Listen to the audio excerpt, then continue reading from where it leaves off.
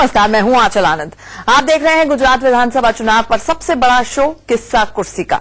आज गुजरात से 3 बड़ी खबरें सामने आई। पहली खबर कांग्रेस खेमे से है। कांग्रेस ने जैसे ही 77 उम्मीदवारों वाली अपनी पहली लिस्ट जारी की तो हार्दिक समर्थकों और कांग्रेस के बीच तल्खियां बढ़ गई, नौबत मारपीट तक आ गई। ऐसा क्यों हुआ, ये हम आपको बताएंगे। इसके अलावा कांग्रेस पार्टी को शरद पवार की पार्टी की ओर से भी गुगली डाली गई है। ये गुगली क्या है, हम आपको ये भी बताएंगे। और तीसरी बड़ी खबर ये कि कैसे बीजेपी ने अपने सबसे भरोसेमंद चेहरे के जरिए कांग्रेस के गुजरात चक्रव्यूह को भेदने की प्लानिंग की है।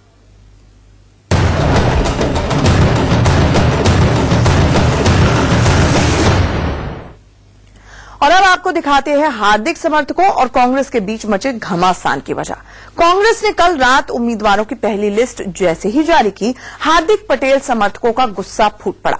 इन लोगों ने गुजरात कांग्रेस ऑफिस में न केवल तोड़फोड़ की बल्कि कांग्रेस कार्यकर्ताओं से हाथापाई मारपीट तक कर डाली। अब तक जो लोग मिलकर मोदी को हराने की बात कर रहे थे, आखिर उन्हीं के बीच दरार क्यों पड़ गई, आइए आपको दिखाते हैं।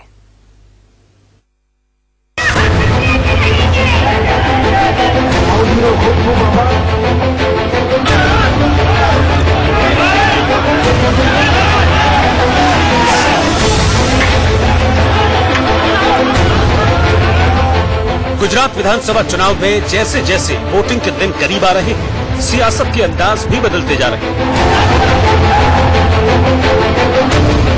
दिल्ली में एक और कांग्रेस पार्टी ने राहुल गांधी के प्रमोशन का रास्ता साफ किया तो गुजरात में हार्दिक का मन कांग्रेस को लेकर कुछ बदलता नजर आया। इसकी बानगी हार्दिक के इस ट्वीट में देखिए।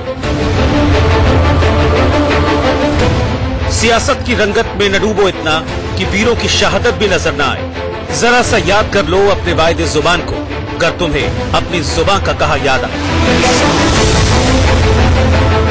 आखिर हार्दिक पटेल इस ट्वीट के जरिए किसे अपने वायदे याद दिला रहे हैं? इसे समझने के लिए बीती रात से लेकर अब तक दिल्ली से लेकर गुजरात तक कांग्रेस और हार्दिक समर्थकों के बीच हुई पूरे सियासी घमासान को समझना होगा।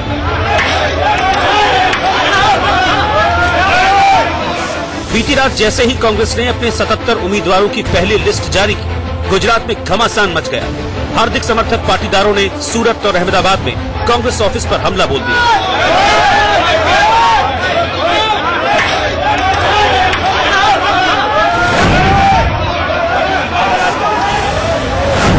25 बाइक थे तो पत्थर मारने लगे, मिट्टी फेंकने लगे, अंदर आ गए। कांग्रेस हाय कांग्रेस मुर्दाबाद करके गाली देने लगे कांग्रेस को और आवाज करने लगे। फिर ये सब तोड़ दिया, फर्नीचर, ग्लास, ये सब टीवी गांधी जी का, वो ये सब कुछ नुकसान कर दिया। कांग्रेस की पहली लिस्ट में हार्दिक समर्थक 2 उम्मीदवारों को टिकट दिए गए। इतना ही नहीं, इस लिस्ट में कांग्रेस ने सूरत शहर की सभी 12 सीटों पर भी उम्मीदवारों के नामों का ऐलान कर दिया। माना जा रहा है कि हार्दिक समर्थक सूरत समेत कुछ और सीटों पर अपने नेताओं के लिए टिकट चाहते थे, लेकिन कांग्रेस की पहली लिस्ट में ऐसा हुआ नहीं। लिहाजा कांग्रेस और हार्दिक समर्थकों में फूट पड़ गई।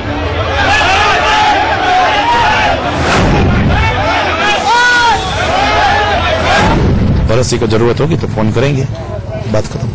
क्या कांग्रेस से इस तरह से वर्ताव करती तो नहीं, कल सुबह जान के हम कांग्रेस का जम के विरोध करेंगे, कांग्रेस के लोगों का विरोध करेंगे।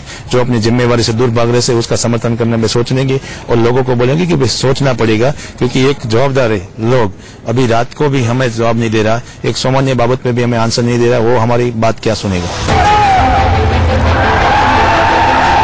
कांग्रेस और हार्दिक समर्थकों के बीच तल्खियां बढ़ी तो गुजरात में कांग्रेस के प्रभारी अशोक गहलोत ने भी हार्दिक समर्थकों को कड़े तेवरों के साथ हिदायत दे डाली।